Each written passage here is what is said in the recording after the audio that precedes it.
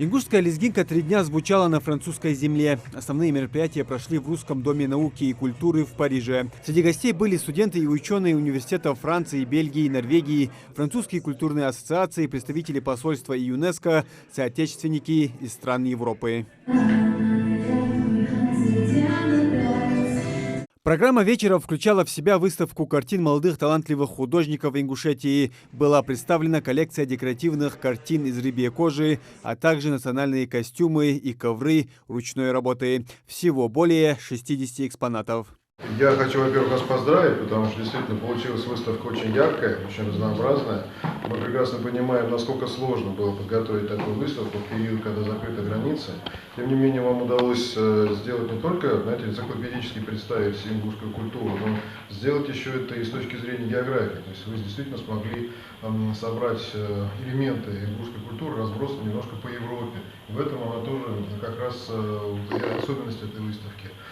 Для нас очень важно, что в год, перекрестный год межрегионального сотрудничества России и Франции, мы смогли показать столь масштабную выставку. Она, к сожалению, не была включена в официальную программу, но она абсолютно соответствует духу и целям, которые ставили перед собой Россия и Франция, объявляя этот перекрестный год. Поэтому я хочу действительно искренне вас поздравить и поблагодарить за ту нелегкую работу, которую вы сделали, но которая, конечно, увенчалась огромным успехом. Это видно по восторженной публике, которая в эти минуты находится наверху и продолжает праздновать и знакомиться с нематериальными ценностями ингушской культуры.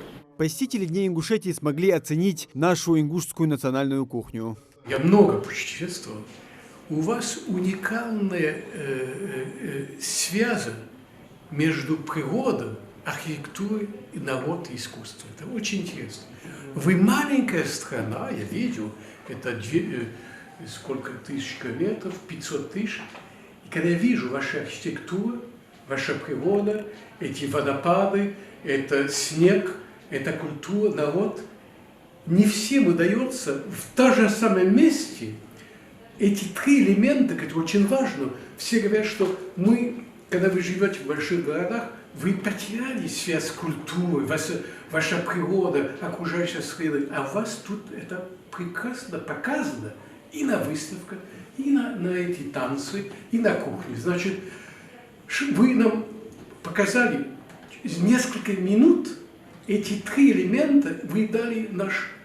Я чувствую ваш дух, запах вашей земли и дух вашей культуры. Большое спасибо. Гости увидели древнюю историю Ингушетии. О республике стали больше говорить в интеллектуальном сообществе Парижа. Поступили приглашения расширить географию презентации Ингушетии от культурных ведомств Берлина и Брюсселя. Муслим Ганиев, Новости 24.